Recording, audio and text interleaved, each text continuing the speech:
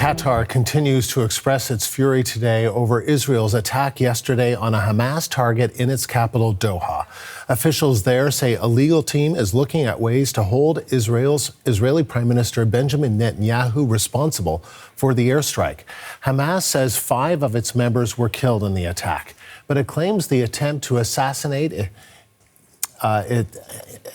its ceasefire negotiating team failed. Qatar and many of its Arab neighbors have condemned Israel's action, calling it a flagrant violation of international law. And some of Israel's allies, including Canada, have also criticized the strike, saying it will make efforts to reach a ceasefire in Gaza more difficult. Journalist Blake Sifton is in Tel Aviv tracking the diplomatic fallout.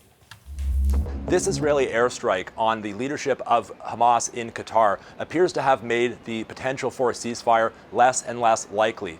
That's because, first of all, this airstrike targeted the negotiating team of Hamas while they were discussing a ceasefire proposal put forth by President Donald Trump.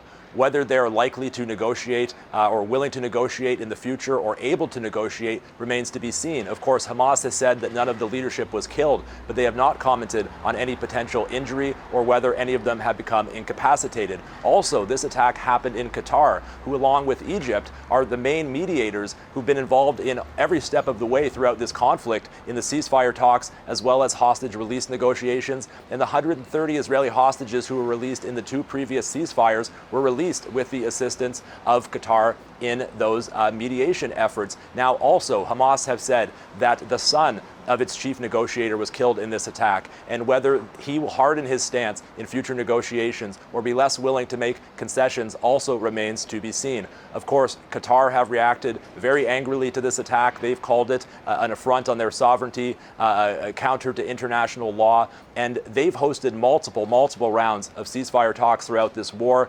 Many Israeli delegations have attended those talks in Qatar. The heads of the Shin Bet, of the Mossad, military leaders have attended those talks. And Qatar at this stage may very well withdraw from that process, may very well step back from mediation. And without them, Israel would have one fewer major mediators to help them reach a ceasefire and hostage release deal. Now, the family members of the hostages still held captive in Gaza have reacted with shock and anger to this development. The mother of one young man still held captive in Gaza has said that this decision by Prime Minister Benjamin Netanyahu, with this decision to strike Hamas in Qatar, he essentially was deciding to kill her son. Now, meanwhile, as this strike was happening in Doha, the intensification of the Israeli offensive to seize and occupy Gaza City continues. Hours before this attack was launched, the Israeli military announced for the first time that it was ordering the mandatory evacuation of all civilians in Gaza City from all areas. That followed an announcement on Friday where Defense Minister Israel Katz said that the gates of hell were opening in Gaza City, and Israel then began striking high-rise apartment buildings every day onward in Gaza City. The Israeli military says that some 150,000 Palestinians have left Gaza City, but there are also reports that they expect that some 200,000 people will remain behind, even if this offensive to seize and occupy Gaza City goes ahead. Many people in the city say that they want to leave, but they are unable to because of financial considerations or physical illness or injury. Many others say that there's simply nowhere else safe in Gaza to go.